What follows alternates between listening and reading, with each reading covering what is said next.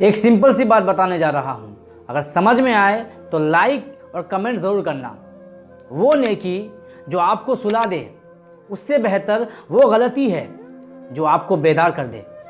انسان کے اندر یہ شعور پیدا ہو جانا، یہ سمجھ پیدا ہو جانا کہ وہ بیدار ہے، اس کی زندگی کا مقصد کیا ہے، اس کی منزل کیا ہے، اللہ کا بہت بڑا انعام ہے۔ یاد رہے، انسان کی محرومی، انسان کی ناکامی انسان کے لیے اس وقت طاقت بن جاتی ہے جب اسے اپنی ناکامی کا احساس ہو، اپنی محرومی کا احساس ہو۔ کینسر، ہارٹ اٹیک یہ بہت ہی خطرناک بیماریاں ہیں۔ یہ بیماریاں اس لیے خطرناک ہے کیونکہ ان کا پتہ وقت گزر جانے کے بعد چلتا ہے۔ ان بیماریوں سے بھی خطرناک انسان کے لیے یہ بات ہے کہ اسے پتہ ہی نہ ہو کہ وہ محروم کیوں ہے، اسے اپنی ناکامی کا احساس ہی نہ ہو۔